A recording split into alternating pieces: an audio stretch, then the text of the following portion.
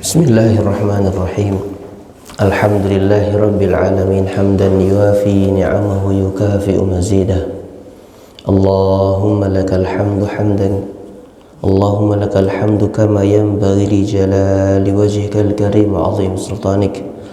Allahumma salli wa sallim wa barik ala 'abdika wa rasulika Muhammadin nabiyil ummi wa ala alihi wa sahbihi ajma'in wa ba'd. Jamaah salat subuh yang dimuliakan Allah subhanahu wa ta'ala, Assalamualaikum warahmatullahi wabarakatuh. Syukur kita kepada Allah subhanahu wa ta'ala, pada kesempatan ini masih diberikan kesehatan, ringan langkah, tulus hati untuk hadir menjaga salat jamaah, salat subuh berjamaah, di mana salah satu keutamaan salat subuh adalah menghindarkan seorang manusia dari benih kemunafikan. Mudah-mudahan kita termasuk dalam zimmah yang Allah janjikan dari hadis Rasulullah sallallahu alaihi wasallam, "Man shallal fajra fi jama'atin fahuwa fi zimmatillah." Di kesempatan sebelumnya kita sudah masuk di surat Al-Falaq. Sebagai awal memang unik mengambilnya dari Al-Falaq lalu ke An-Nas baru ke surat berikutnya. A'udzu billahi minasyaitonir rajim. Bismillahirrahmanirrahim. Qul a'udzu birabbin nas, malikin nas, ilahin nas, min syarril waswasil khannas, alladzi yuwaswisu fi sudurin nasi minal jinnati wan nas.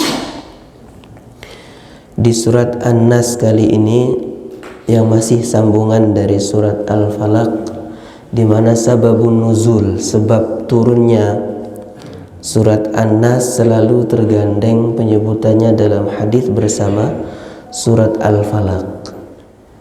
Mengulang kembali, kana Rasulullah sallallahu alaihi wasallam yata'awwadhu bi mu'awwidzat, falamma nazalatil mu'awwidhatan akhadha bihima wa taraka siwahuma. Ini salah satu hadis yang menyebutkan tentang keutamaan Al-Falaq dan An-Nas. Ketika Rasulullah sallallahu alaihi wasallam kana yata'awwadhu min syarril jinni wal 'ain, Rasulullah mohon perlindungan dari kejahatan atau keburukan jin dan ain. Rasulullah ketika menerima dua surat mu'awwidzatain, akhadha bihima wa taraka siwahuma. Rasulullah menjadikan dua surat ini doa mohon perlindungan yang keutamaannya melampaui doa-doa sebelumnya. Bahkan taraka siwahuma, kalau dilihat maknanya, taroka mengabaikan, tapi para ulama kemudian menjelaskan bukan meninggalkan doa sebelumnya, tapi keutamaannya kalah atau lebih utama redaksi dari Al-Quran yang Rasulullah terima. Sababun nuzul sering kita akan temukan di setiap kitab tafsir. Rasulullah pernah terkena sihir yang dilakukan oleh Labid bin A'sam, seorang Yahudi, yang kemudian Rasulullah mengalami gangguan, merasa melakukan sesuatu tapi tidak melakukan, atau tidak merasa melakukan sesuatu tapi tidak melakukan, atau melakukan sesuatu tapi merasa tidak melakukan. Yang kemudian melalui malaikat Jibril alaihi salam, Rasulullah SAW melihat atau menerima dua surat ini untuk dijadikan doa permohonan perlindungan. Di surat Al-Falaq, kalau kita amati sebelumnya, maka kata Rabb disebut hanya sekali, Qul a'udzu birabbil falaq. Sedangkan di surat An-Nas itu kalimat Rabb, Qul a'udzu birabbin nas, lalu disebut dengan sifat lain, Malikin nas, Ilahin nas. Kesamaan yang sangat dekat antara surat Al-Falaq dan surat An-Nas adalah di permulaannya Qul a'udzu birabb. Bedanya di surat Al-Falaq birabbil falaq, sementara di surat An-Nas hanya terganti satu kata, Qul a'udzu birabbin nas. Al-Falaq lebih umum dan seluruh makhluk, seluruh ciptaan Allah Subhanahu wa taala mengalami semua proses itu berawal dari falak. Yang pernah kita fahami terbelah lalu tumbuh. Setiap makhluk berawal dari penciptaan ini dengan terjadinya falak. Bahkan di kitab-kitab tafsir al-falaq diterjemahkan al-khalq, penciptaan itu sendiri. Dari seluruh makhluk yang mengalami falak, maka di surat An-Nas Qul a'udzu birabbin nas. Kalau di Al-Falaq Rabbul Falaq, yang pencipta, yang menguasai, yang mengatur, yang memiliki, yang berkehendak, Rabb. Sedangkan Nas ada isyarat bahwa Allah Subhanahu wa taala mengkhususkan perlindungan ini hanya dilakukan oleh manusia dari satu bahaya yang hanya dialami oleh manusia. Saya ulang. Qul a'udzu birabbil falaq. Ketika kita bertawassul kepada Allah dengan menyebut Rabbul Falaq, Allah yang menguasai, menciptakan, mengatur, memiliki falak, maka seluruh makhluk ini mengalami yang namanya falak. Kita akan mohon perlindungan di Al-Falaq itu dari syarri ma khalaq, yang kemudian diurai menjadi 3. Dan ini bisa terjadi, bahaya ini di seluruh makhluk yang ada. Ini di Al-Falaq.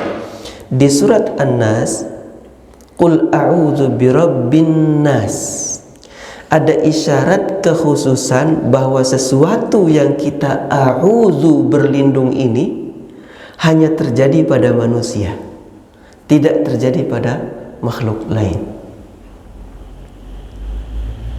Ya, kalau dikhususkan maka masuk al-jin nanti. Syar apa? Syar yang terjadi yang hanya muncul dalam diri manusia adalah al-waswas. Lalu kalau kita runut dari atas di surat Al-Falaq, Allah Subhanahu wa taala menyebut sumber keburukan itu dari sesuatu yang luas, umum, min syarri ma khalaq, lalu didetailkan min syarri ghasiqin idza waqab, wa min syarri an-naffatsati fil 'uqad, baru wa min syarri hasidin idza hasad. Sebelum kita masuk ke An-Nas, kan ada seperti pengkhususan.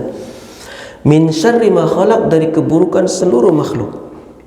Wa min syarri ghasiqin idza waqab, ketika malam mulai gelap maka seluruh belahan bumi yang kebagian malam ini tertutup. Di sini bisa berpeluang muncul syar. Kemudian di antara keburukan, bentuk keburukan yang bisa muncul dialami oleh manusia adalah naffatsati fil 'uqad, keburukan yang dilakukan oleh para penyihir. Ini kalau kita kembali ke makna awal dari ayat ini. Keburukan itu dari manusia, tapi tidak semua manusia kemudian menjadi penyihir. Tidak semua keburukan itu diawali atau dilancarkan dengan cara sihir.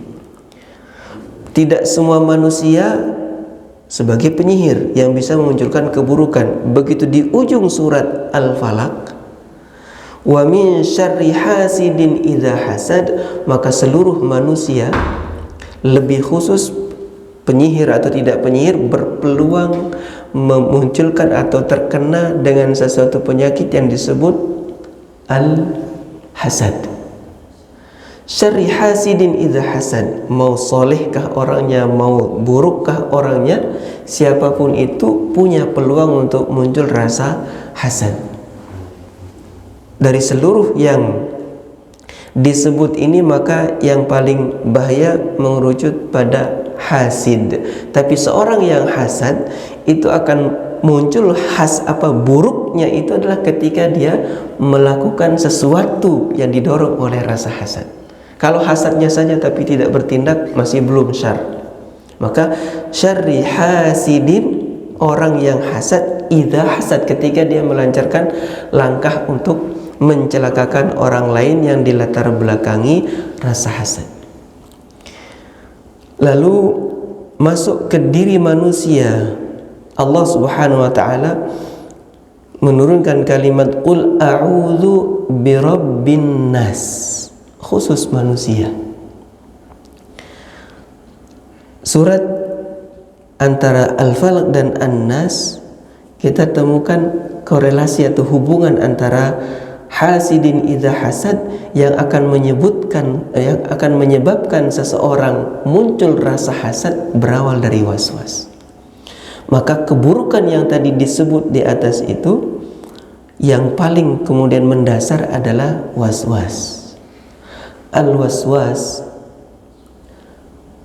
adalah induk keburukan maksiat pertama yang terjadi pada manusia. Allah Subhanahu wa taala di beberapa ayat di dalam Al-Qur'an menyebutkan tentang awal mula pelanggaran yang dilakukan oleh Nabi Adam alaihissalam. Fawaswasa ilaihi syaitan. Karena Nabi Adam merespon was-was ini, maka semua yang tadi dilarang itu kemudian dilakukan. Tidak satu pun orang melakukan keburukan kecuali didasari awalnya adalah was-was. Tidak ada orang ujuk-ujuk membunuh. Tidak ada orang tiba-tiba sudah menipu saudaranya. Tidak ada orang yang tiba-tiba mengkhianati orang yang menaruh percaya kepadanya. Maka seluruhnya berawal dari was-was. Nah, qul a'udzu birabbin nas, malikin nas, ilahin nas.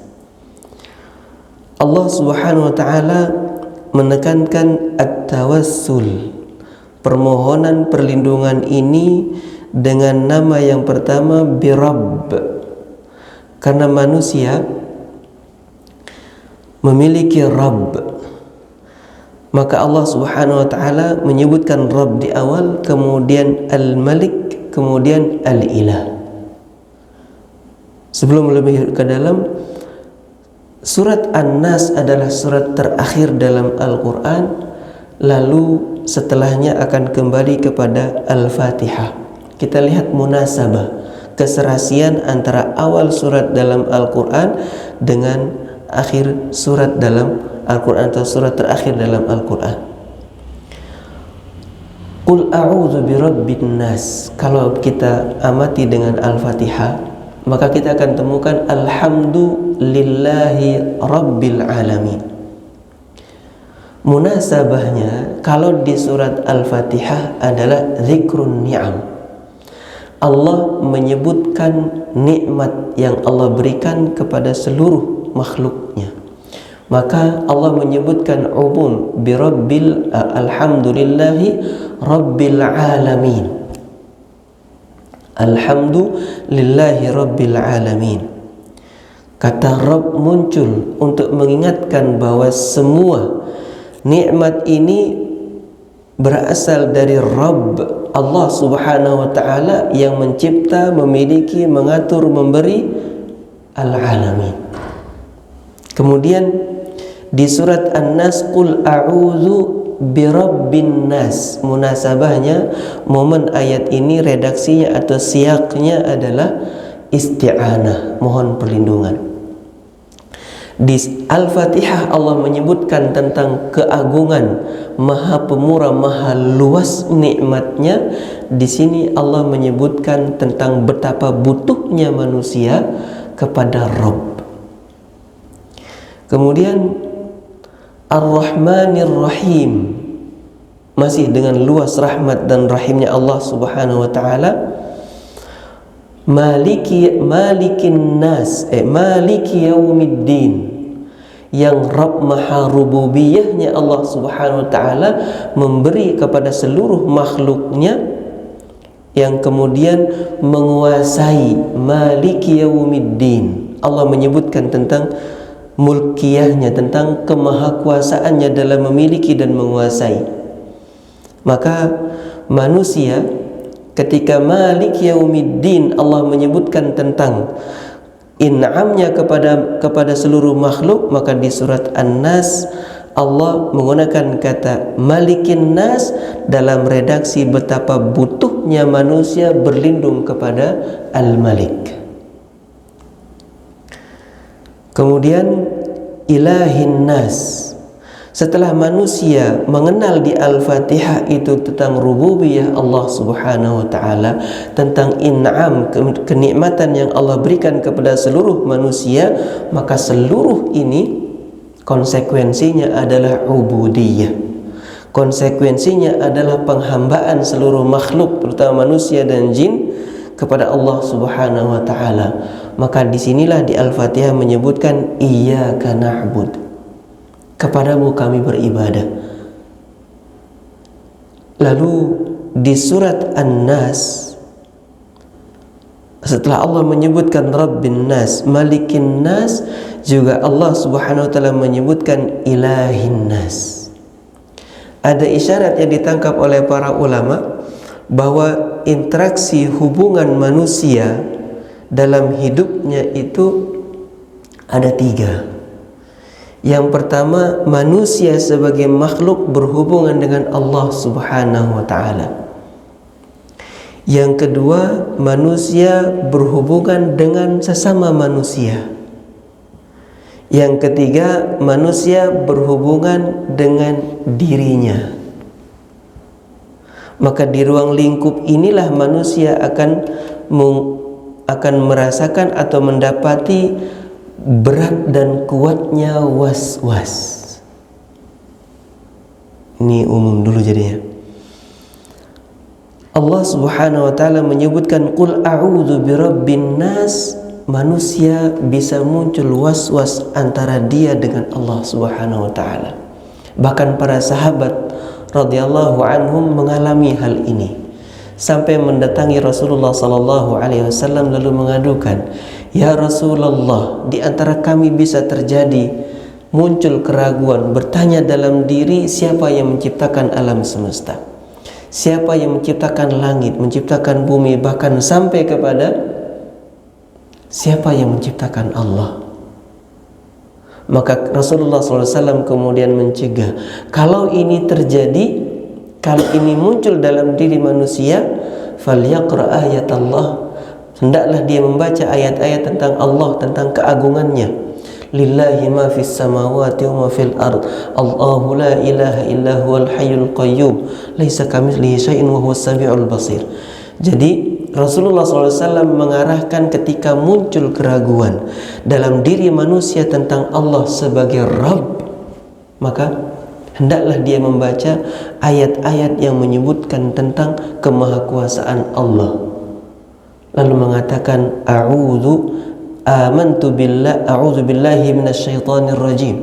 Falyaqta, hendaklah dia mencegah, memutus semua pikiran tadi, lalu mengatakan a'udzubillahi minasyaitonir rajim, amantu billahi wa rasulih, aku beriman kepada Allah dan Rasulnya. Ketika muncul was-was antara manusia meragukan tentang Allah Subhanahu wa taala, kemudian antara hubungan manusia dengan manusia pun was-was ini bisa muncul dari seorang istri terkait suaminya, dari seorang suami terkait istrinya, dari seorang guru terkait muridnya, murid terkait gurunya. Saudara, muncul was-was, muncul curiga. Begitu berat dan kuatnya was-was ini mengancam manusia, baik hubungannya dengan akidah dia kepada Allah Subhanahu wa taala, hubungannya dengan manusia dalam interaksi kehidupan. Lalu hubungan manusia dengan dirinya bisa terkait ibadah. Ketika sudah melakukan wudhu, begitu masuk ke masjid, kayaknya tadi basuh tangannya kurang sempurna. Konsekuensinya kalau dia ikuti waswasah ini, dia akan kembali berwudu lalu bolak-balik. Kalau sampai ini terjadi berkali-kali, buruknya bisa muncul, dia tinggalkan wudu bahkan tidak sholat. Terjadi Allahu Akbar, orang sudah sholat, kurang lempeng, diangkat lagi. Ini was-was terhadap diri, interaksi manusia dengan dirinya. Ketika selesai kita sholat lalu muncul was-wasah, tadi sholatnya kayaknya masih ingat tentang pekerjaan, masih ingat tentang urusan, kayaknya nggak sempurna. Kalau ini dibiarkan lalu kemudian diikuti tajawub dengan was-wasah ini, bisa mengulang sholat berkali-kali, bahkan buruknya bisa mengingkari sholat seterusnya. Ini diantara was-wasah. Kemudian qul a'udzu birabbin nas malikin nas ilahin nas. Dari sisi susunan letak surat ini, Allah Subhanahu wa taala merunutkan Rabb, kemudian Malik, lalu Ilah. Dari sisi Rabb, begitu banyak manusia menyembah banyak Tuhan. Rabb, ada yang mempertuhankan patung, ada yang mempertuhankan manusia, ada yang mempertuhankan gunung dan seterusnya. Tapi kemudian Rabb yang maha kuasa, yang mencipta, mengatur, memiliki dan memberi rezeki hanya Allah. Malik, dari seluruh yang disembah oleh manusia selain Allah Subhanahu wa taala, maka yang maha malik hanya Allah Subhanahu wa taala. Lalu dari segitu banyak sembahan manusia, yang berhak untuk disembah dengan sebenar-benarnya hanya Allah Subhanahu wa taala. Qul a'udzu birabbin nas malikin nas ilahin nas. 3 kali di kalimat awal dari 3 surat ini disebut An-Nas. Betapa butuh kemudian manusia merenungkan, menghayati tentang Nas itu sendiri. Pengambilan kata Nas dalam Al-Quran, para ulama menyebutnya berasal dari An-Naus, dari Nawasa. Kemudian kata naus ini sendiri memiliki beberapa makna dalam bahasa Arab yang mengisyaratkan sifat karakter fitrah manusia itu sendiri sebagai seorang insan. Yang pertama, an-naus itu punya makna at-taharruk. An-naus adalah at-taharruk. Ketika bergerak dalam artian manusia tidak punya kecenderungan untuk kokoh, begitu mudah manusia ini terombang-ambing. Maka dia butuh untuk betul-betul sadar diri dengan sifat asli ini, untuk kemudian dia berlindung kepada Allah Subhanahu wa taala sebagai Rabbnya. Yang kedua, An-Naus yang menjadi akar kata dari nas adalah punya makna az-zabzabah, guncang secara emosional. Kalau di dalam Al-Quran disebut muzabzabin atau adamul qarar, tidak tetap atau tidak sabat. Kemudian makna An-Naus adalah al-ittirab, masih mendekati yang tadi. Ini disebutkan dalam Al-Quran, sifat ittirab ini di surat Al-Ma'arij. Innal insana khuliqa halu'a. Manusia diciptakan dengan potensi yang sangat kuat adalah halu', berkeluh kesah. Idza massahu syarru jazu'a wa idza massahu khairu manu'a. Manusia ketika sesuatu yang dia rasakan ini menyulitkan, keluh kesah, ngeluhnya tidak ketulungan. Wa idza massahul khairu manu'a. Ini di antara sifat dasar manusia. Kemudian di antara makna yang terkandung dalam an-naus itu yang menjadi akar kata dari nas adalah at-tadalli, begitu mudah untuk terseret. Ya, berapa banyak tokoh di negeri ini yang kita kenal misalnya istiqomah di awal ternyata berubah di kemudian hari, berbalik. Ini yang di antara sifat manusia adalah ketika diiming-imingi harta, jabatan, kekuasaan, ketenaran, ini kemudian dengan mudah berubah. At-tadalli.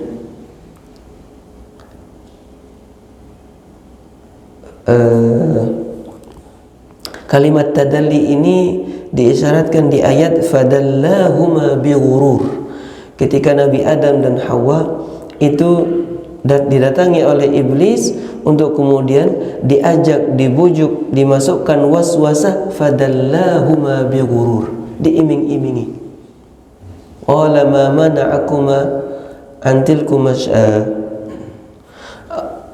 diabadikan kalimatnya dalam Al-Quran, wa ma nahakuma antilkuma syajarah illa an takuna malakaini aw takuna minal khalidin. Wahai Adam, wahai Hawa, tidaklah kamu dilarang oleh Allah mendekati pohon ini kecuali kalau kamu dekati kamu akan menjadi malakain, akan menjadi malaikat. Au takuna minal khalidin, atau menjadi orang yang abadi berada dalam kenikmatan ini. Fadallahuma bighurur, dalla, dibujuk. Ini ada pada sifat dasar manusia. Maka dengan semua sifat dasar manusia yang tidak qarar, tidak sabat, dengan mudah terbujuk oleh segala sesuatu yang dia senangi, kemudian dia bisa terseret dengan semua yang diinginkan oleh syaitan, maka dia butuh untuk berlindung kepada Rabb, kepada Malik, kepada Ilah. Lalu surat Qul a'udzu birabbil falaq dan Qul a'udzu birabbin nas, sebagaimana tadi di awal, kekhususan surat An-Nas adalah penekanan kepada ancaman yang bisa muncul pada diri manusia yang disebut al-waswas, atau penekanan surat ini ada pada Rabb yang harus dikenal oleh manusia, tempat dia berlindung, tempat dia memohon al-wilayah atau naungan, tempat dia mendapatkan ketenangan, yaitu Ilah, Allah Subhanahu wa taala. Sehingga Allah mengenalkan, menekankan dirinya, menekankan tentang dirinya dengan menyebut Rabb, Malik, Ilah. Jadi ada dua sisi. Kemudian sisi yang ketiga, penekanan pada sumber dari waswas. Ini di surat An-Nas. Baik. Qul a'udzu birabbin nas, malikin nas, ilahin nas. Di kalimat kedua di surat ini setelah Rabb maka ada Malik. Di surat ini kalimat Malikin Nas hanya dibaca dengan satu bacaan, Malikin Nas. Wallahu a'lam, kalau kita yang zaman dulu baca bareng-bareng di surau, di minasa, atau di langgar, atau di musalla, sering kita baca Malikin Nas. Ini keliru ternyata. Kalau yang terbaca itu Maliki Yaumiddin, maka benar kata Malik di surat Al-Fatihah bisa dibaca dengan dua cara, Maliki Yaumiddin dan Maliki Yaumiddin. Sedangkan di sini Malikin Nas tidak boleh, dan tidak ada bacaan riwayat yang menyebutkan Malikin Nas. Allah Subhanahu wa taala menyebut Malik dan Malik di Al-Fatihah karena ketika kita memiliki Allah Subhanahu wa taala, ingin menekankan tidak semua yang memiliki itu menguasai, dan tidak semua yang menguasai itu memiliki. Maka kepemilikan dan menguasai ini hanya mutlak milik Allah Subhanahu wa taala. Perbedaannya, kalau malik itu berasal dari kata milk, sedangkan malik berasal dari kata mulk. Ini beda tipis dalam bahasa Arab. Yang sering kita baca dalam zikir, lahul mulku, miliknya lah kekuasaan. Maka sosoknya disebut Malik, sang penguasa. Kemudian Malikin Nas, yang menguasai manusia. Ilahin Nas, makna ilah, aliha ya'lah, adalah makna atau kata yang mengandung makna ketenangan, tempat kita berpasrah, tempat kita nyaman, tempat kita merasa terlindungi. Ini ilah. Sehingga ketika Allah Subhanahu wa taala menyebutkan kata ilah, maka makna yang langsung yatabadar ila dhihn secara makna yang muncul adalah tentang uluhiyah, tentang kewajiban manusia, tentang betapa berhaknya Allah Subhanahu wa taala untuk dipertuhankan oleh manusia, untuk manusia menjadikan tauhid itu ada pada ubudiyah hanya untuk Allah Subhanahu wa taala. Qul a'udzu birabbin nas, malikin nas, ilahin nas, min syarril waswasil khannas. Syar sudah kita bahas di surat Al-Falaq. Al-waswas, di dalam bahasa Arab, kalau pekerjaannya saja yang dimaksud, maka waswasah bahasa Arabnya. Kalau pelakunya melakukan sesuatu yang menyebabkan, menimbulkan satu bisikan, maka bisikannya ini disebut waswasah. Yang kita sedang mohon perlindungan bukan waswasahnya saja. Ada penyebab yang memunculkan waswas atau waswasah. Ketika Allah Subhanahu wa taala memilih kalimat waswas, maka maknanya double. Syarr yang dimaksud di sini adalah syarril waswas, keburukan dari segala sesuatu yang menyebabkan waswas. Jadi penyebabnya. Kemudian makna yang kedua, masuk dalam waswas ini adalah waswasah itu sendiri.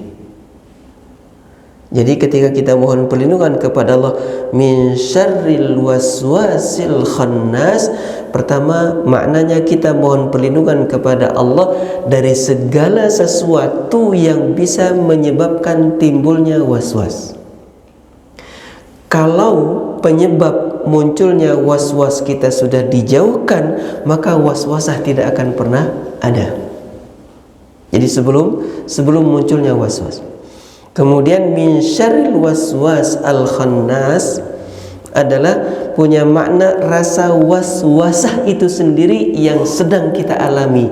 Adapun penyebabnya itu bisa dari diri kita, bisa dari makhluk di luar diri manusia, yang disebutkan di surat Qaf. Allah SWT menyebutkan walaqad khalaqnal insana wa na'lamu ma tuwaswisu bihi nafsuh. Kami telah menciptakan manusia dan kami tahu, wa na'lamu ma tuwaswisu bihi nafsuh, dan kami yang maha tahu apa yang bisa menimbulkan waswasah dalam diri manusia, baik dari diri manusia itu sendiri atau dari makhluk di luar manusia, apakah bentuknya manusia lain atau bentuknya adalah syaitan.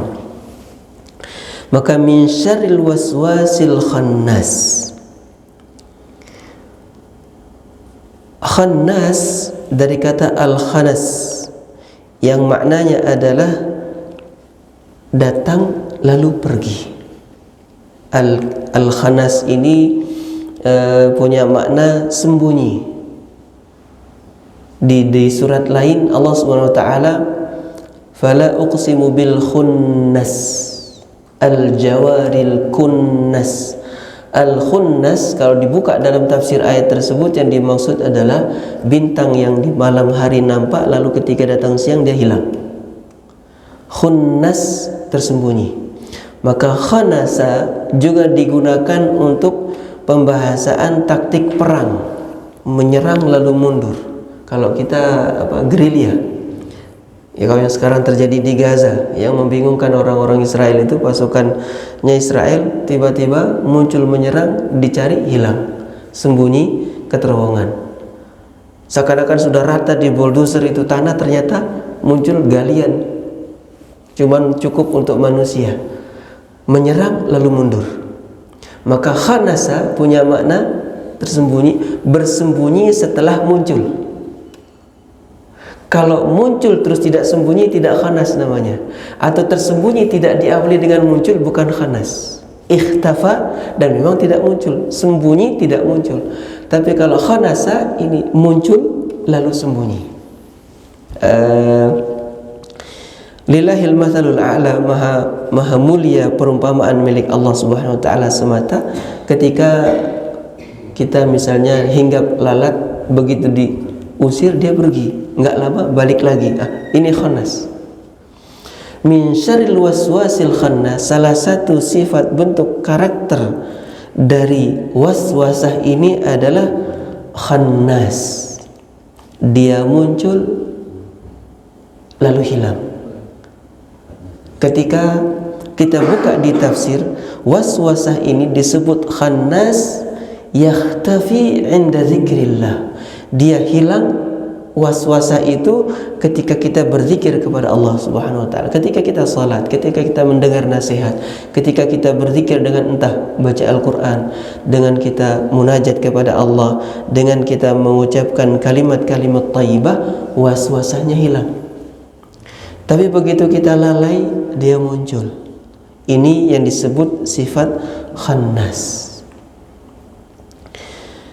Manusia punya celah lemah ketika dia lalai, ketika dia lupa dengan Allah Subhanahu wa taala. Ya, terkadang kita di saat berzikir, di saat Ramadan datang, di saat Al-Quran tidak lepas kita baca, di saat 10 hari kita tidak absen dari i'tikaf di masjid, rasanya dekat sekali dan jauh semua ambisi dunia, urusan-urusan yang kita selama ini pikirkan dan hadapi, rasanya akhirat itu semakin dekat. Sebagian sampai mengatakan, andaikan Allah cabut nyawa di 10 terakhir Ramadan, rasanya siap banget gitu. Hal seperti ini juga dirasakan oleh para sahabat. Bahkan mereka mengadukan kepada Rasulullah, ya Rasulullah, ketika kami berada bersamamu di masjid, mendengar Al-Quran, mendengar nasihat, rasanya kami berada pada puncak ketaatan.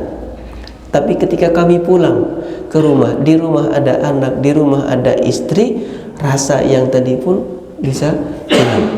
Sampai Rasulullah mengatakan, kalau sekiranya kamu bertahan dalam kondisi rasa itu, la safahatkumul malaikah, niscaya malaikat akan menyalamimu, karena level ubudiyahnya itu hampir sama. Khannas. Min syarril waswasil khannas alladhi yuwaswisu fi sudurin nas. Yuwaswis, kata waswasah disebut dalam Al-Quran selalu maknanya lebih dekat dan lebih kuat kepada sesuatu yang negatif. Kalau waswasah itu menghadirkan, memunculkan sesuatu yang mengajak kepada kebaikan, maka sering disebutnya ilham. Fa'alhamaha fujuraha wa taqwaha. Betul, ilham ini juga bisa untuk keburukan dan kebaikan, tapi penggunaannya itu lebih sering untuk yang baik. Fa'alhamaha fujuraha wa taqwaha. Nah, kata waswasah sendiri ternyata punya makna dasar segala sesuatu yang sifatnya pemahaman, bisikan, sesuatu yang kemudian mendorong manusia untuk melakukan, mengucapkan atau bertindak sesuatu. Yang lebih lembut dan lebih berbahaya adalah waswasah yang sifatnya akidah, yang sifatnya keraguan, yang sifatnya keyakinan. Kalau yang tadinya yakin kepada tauhid yang lurus dan benar, kemudian berbelok keyakinan itu menjadi sesuatu yang merupakan kesyirikan. Nah, kembali ke tadi, antara interaksi manusia, berhubungannya manusia dengan sesuatu, pertama adalah berhubungannya manusia dengan Allah, berhubungannya manusia dengan manusia sesama manusia, kemudian manusia dengan dirinya. Kalau antara manusia dengan Allah, maka hubungannya adalah ubudiyah. Allah Subhanahu wa taala menyebutkan, wa idza sa'alaka ibadi 'anni fa inni qarib. Wahai Muhammad, ketika manusia hambaku ini bertanya kepadamu tentang aku, fa inni qarib, Allah mengatakan aku dekat. Maka isyaratnya adalah hubungan antara manusia dengan Allah adalah hubungan langsung, tidak ada perantara. Maka ketika manusia menjadikan antara dirinya dengan Allah Subhanahu wa taala dalam ubudiyah, meletakkan perantara, maka perantara ini harus dengan seizin syariat Allah. Ketika orang meminta kepada Allah Subhanahu wa taala, manusia menjadikan amal solehnya sebagai perantara untuk dia minta kepada Allah Subhanahu wa taala, maka namanya tawassul. Maka ada aturan, ada tuntunan ketika manusia bertawassul dengan sifat Allah, dengan asma al-husna, dengan Al-Quran, dengan membaca, dengan amal ibadah lainnya. Ya Allah, ini aku jadikan perantara dengan adanya amal soleh ini. Jika engkau ridha, maka kabulkan permintaan. Ini namanya tawassul dengan amal soleh. Kalau kemudian sebagian melakukan tawassul dengan selain yang disyariatkan, maka ini bisa memasukkan seseorang kepada lembah kesyirikan. Bertawassul dengan sesuatu yang dikeramatkan, maka ini sudah menjadikan antara manusia dengan Allah Subhanahu wa taala perantara yang menyebabkan dia mengagungkan atau berharap bersandar kepada selain Allah Subhanahu wa taala. Kemudian hubungan manusia dengan sesama manusia, maka ada aturan.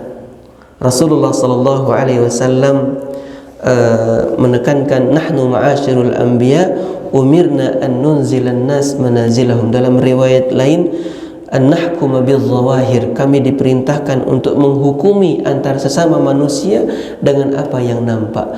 Ketika kemudian manusia menghukumi orang lain dengan sesuatu yang tidak nampak, ini waswasah yang bentuknya kecurigaan, yang bisa memunculkan hasad seperti yang disebut di surat Al-Falaq, yang dengan rasa hasad ini segala sesuatu keburukan kemudian bisa direncanakan, bisa diarahkan, bisa ditujukan kepada orang yang mahsud.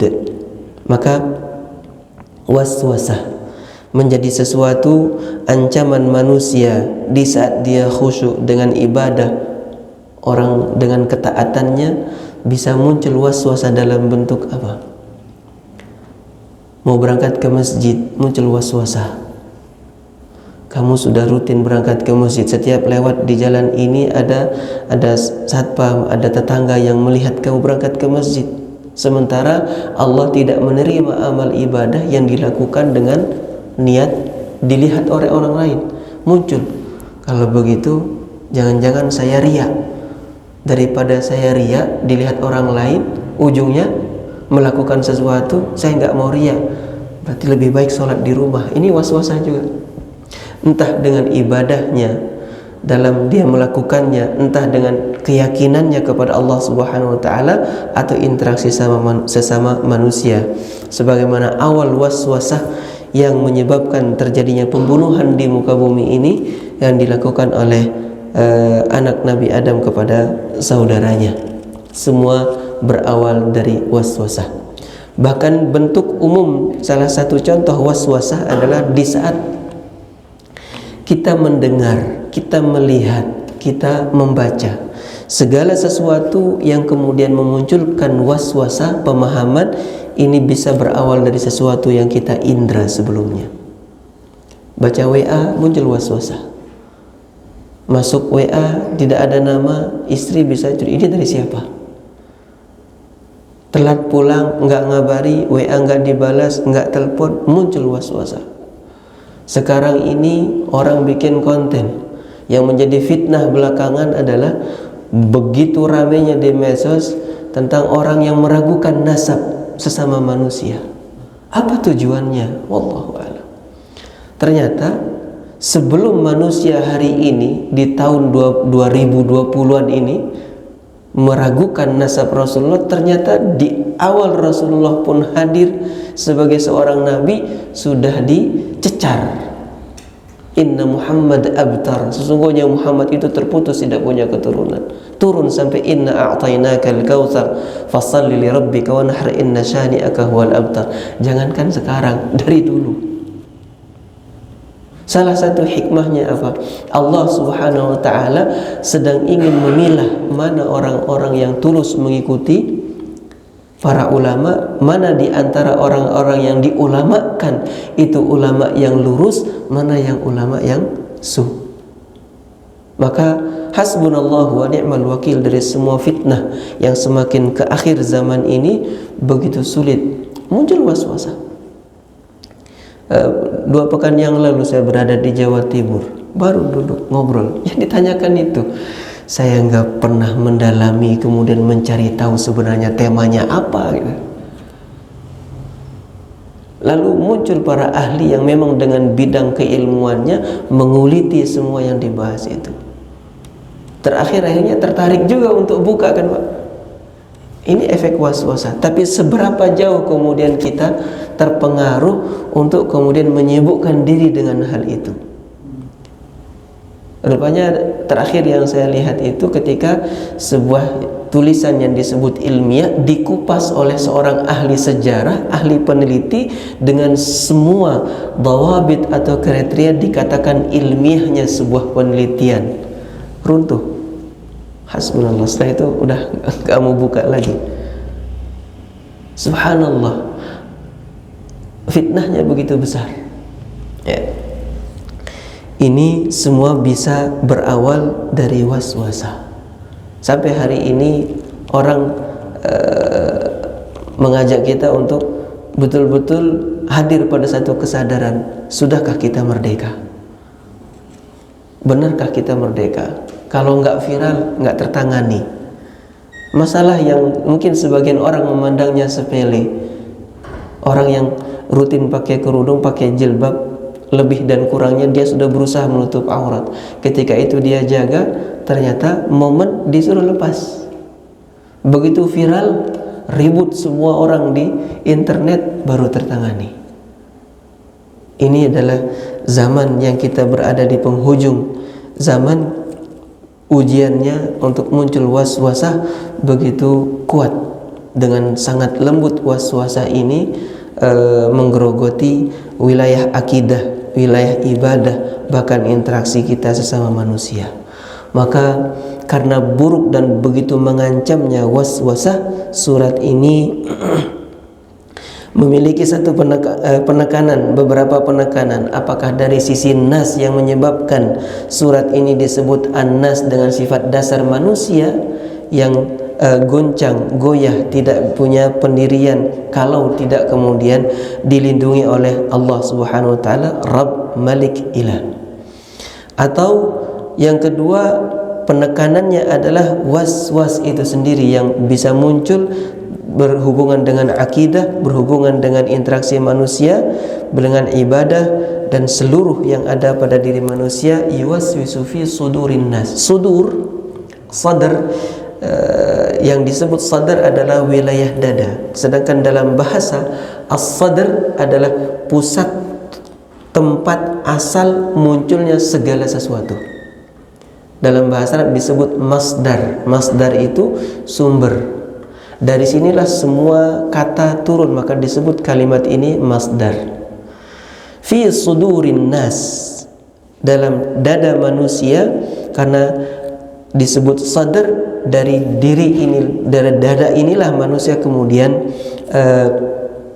berpikir, memandang, memunculkan segala sesuatu yang mendorong dia terkait akidah, terkait niat amal, terkait dengan segala motif apa yang mendorong dia untuk melakukan sesuatu dalam kehidupannya. Munculnya minal jinnati wan nas. Ayat terakhir ini Allah sebut minal jinnah. Jin bangsa manusia disebutkan di surat Al-A'raf di ayat ke-27. Innahu yarakum huwa wa qabiluhu min haitsu la tarawnahum. Di bagian akhir dari ayat ini Allah menyebutkan jin itu diciptakan kamu melihat, dia melihat kamu. Innahu yarakum, bangsa jin melihat kalian di mana? Min haitsu la tarawnahum, dari sisi kamu tidak bisa melihat mereka. Maka jin ini diberikan kemampuan, Allah Subhanahu wa taala memberikannya kemampuan untuk masuk ke dalam diri manusia, lalu muncul dengan seketika di dalam diri manusia waswasah. Dan dikuatkan dalam ayat di surat Al-Baqarah, alladzina ya'kuluna ar-riba la yaqumuna illa kama yaqumu alladzi yatakhabbathu asy-syaitanu minal mas. Terkait dengan orang yang makan riba, berjalannya itu gontai ketika dia seperti orang yang dirasuki, disurupi oleh al-masus syaitan minal jinnah. Maka kalau waswasah dari sekitar kita itu dari apa yang kita lihat, apa yang kita dengar, apa yang kita baca, Allah berikan kemampuan kepada bangsa jin, syayatinul ins, untuk memunculkan begitu saja waswasah tanpa jalan yang kita sadari, yang kita lihat. Di sini buruk atau membahayakannya al-waswasah. Kemudian minal jinnati wan nas. Dua ini disebut karena Allah Subhanahu wa taala menyebutkan juga di surat Al-An'am, wa kadzalika ja'alna likulli nabiyyin aduwwan syayatinal insi wal jin.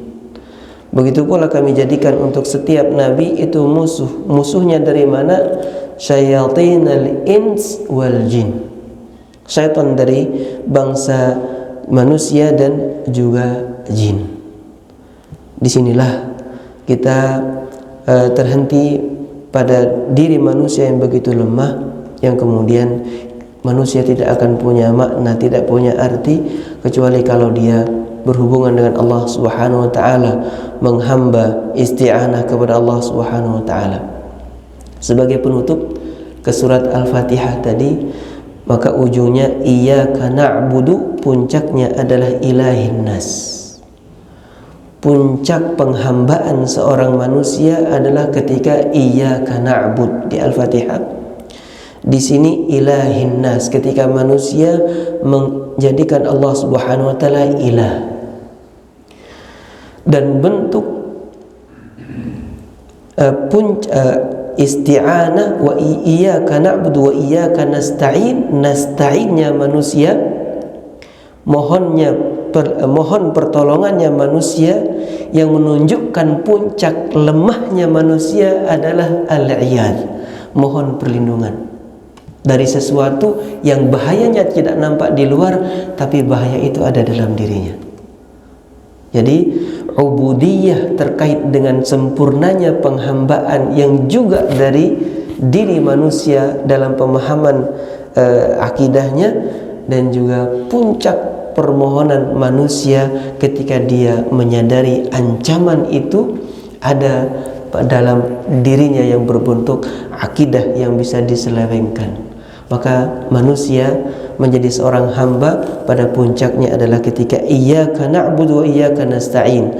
Diawali dengan surat Al-Fatihah yang menyebutkan maha luas karunia Allah Subhanahu wa taala kepada makhluk, kemudian ditutup dengan begitu butuhnya manusia kepada Allah Subhanahu wa taala untuk dilindungi. Di surat An-Nas Allah menyebutkan tentang butuhnya isti'anah, al-isti'adzah manusia kepada Allah Subhanahu wa taala. Wallahu a'lam. Mudah-mudahan ulasan ini memberikan gambaran kepada kita tentang surat An-Nas dan Al-Falaq yang menjadi penutup dari Al-Quran, yang kemudian jika semua permintaan kita di surat Al-Falaq dan An-Nas dikabulkan, tidak ada yang terbaik dari seorang manusia kepada Allah Subhanahu wa taala kecuali bertahmid kembali, alhamdulillahi rabbil alamin. Maka Al-Quran disebut Al-Mathani karena dia tersambung dari ujung ke awalnya lagi. Maka menjadi tradisi yang dijaga oleh para ulama dari zaman ke zaman. Setiap orang khatam itu kembali ke Al-Fatihah lalu surat Al-Baqarah. Kalau ada tambahan, maka dengan senang hati. Jika ada koreksi, alhamdulillah. Jika ada pertanyaan, mudah-mudahan saya bisa menjawab dengan keterbatasan. Hadani Allah wa yakum ajma'in. Kalau ada tambahan, mangga sebelum kita akhiri.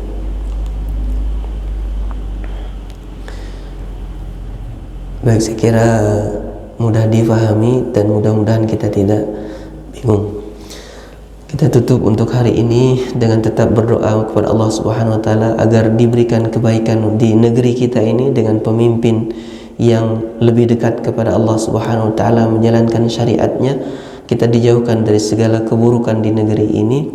Kemudian saudara-saudara kita yang tertindas di banyak negara, di Sudan, di Yaman, di Suriah, di Gaza, di Palestina secara umum, kita mohon perlindungan kepada Allah agar semuanya diberikan kemenangan untuk Islam yang lurus, dan Allah Subhanahu wa taala jadikan Al-Masjid Al-Aqsa kembali di pangkuan kaum muslimin, dan semua kezaliman itu diakhiri oleh Allah Subhanahu wa taala. Allahumma arina fihim ajaib qudratik, Allahumma hariril Masjid Al-Aqsa, Allahumma wahid kalimatal mu'minin, Allahumma la tuwalli alaina man la yakhafuka wa la yarhamuna, fala hawla wa la quwwata lana illa bika ya qawiyyu ya aziz, fahasbunallahu wa ni'mal wakil, ni'mal maula wa ni'mal nasir. Kita tutup subhanakallahumma wa bihamdika asyhadu an la ilaha illa anta astaghfiruka wa atubu ilaik. Assalamualaikum warahmatullahi wabarakatuh.